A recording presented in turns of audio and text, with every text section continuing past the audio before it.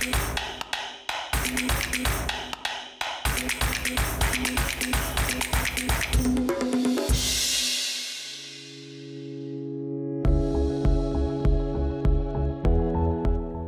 li Għawdex huwa mbiet miċ-ċentri l-aktar milquta tul it-tieni gwerra dinjija, il-qilla ta' din il-ġrajja laħqet ukoll il-Gżira Oħt.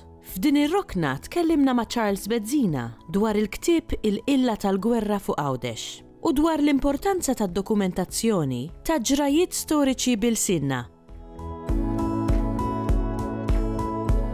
Missieri kien studjuż tal-gwerra, missieri Frank Bezzina kien studjuż, kien hu li beda dan ix-xogħol, qabel ma miet xtaq ħafna li jiena nkompli x-xogħol li hu beda ftit snin wara l-gwerra, meta ma kien hawn l-ebda interess li jinġabar għarfien dwar il-gwerra, u allura laħaq ħafna nies ħajjin, laħaq ħafna tifkiriet barra li hu għex il-gwerra bħala żagħżugħ ta' 18-il sena, allura kien jiftakara sew, u allura ġabar affarijiet importanti li kieku llum 80 sena wara impossibbli biex tiġborhom. Xi artiklu l-awwelien inkitbu dwar Għawdex fil-gwerra, speċjalment minn Joseph Said minn Nadur. Imma bħala kodba jeżistu dawk ta' missieri il-qilla tal-għadu fuq madwar Għawdex li kien ħareġ fl-1977 u li ma ssibux u f'Għawdex fi żmien il-gwerra.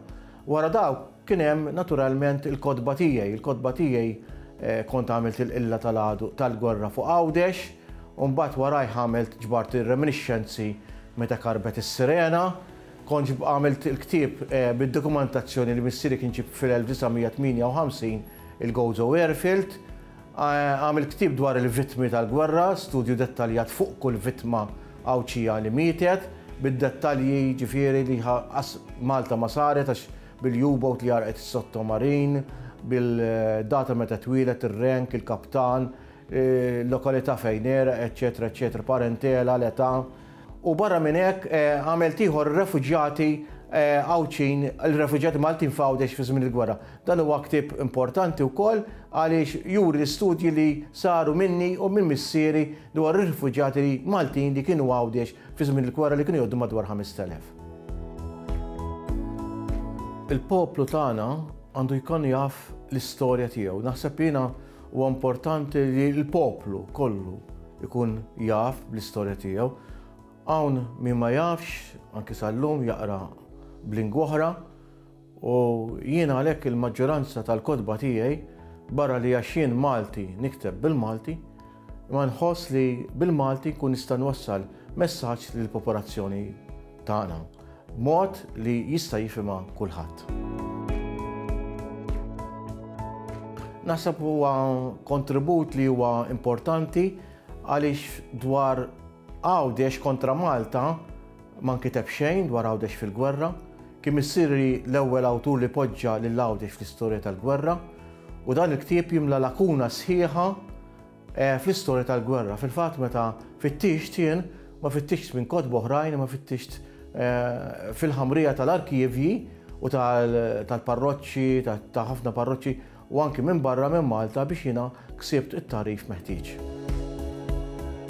F'Marsalforn fil-gwerra kien hemm 5 xeltrijiet pubbliċi, Triq ir-Rabat, Triq San Pawl, Triq il-Forn, Triq Santa Marija u Triq il-Bajjar li l-kol swew 2050, kif ukoll xi xeltrijiet privati mħaffra fil-blad li sallum għadek l-aktar issibhom abbandonati fl-inħawi ta' Xwejni.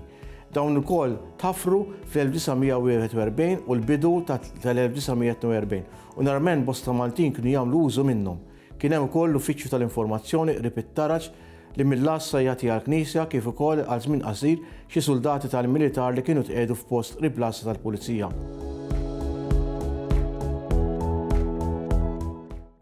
Il-Sinna jixtieq jirringrazzja lill-Aġenzija Nazzjonali tal-Litterizmu, lill-Ministeru għall-Edukazzjoni u x-Xogħol, lill-Kunsill Nazzjonali tal-Ilsien Malti u lid-Dipartiment tal-Malti fil-Fakultà tal-Arti l-Università.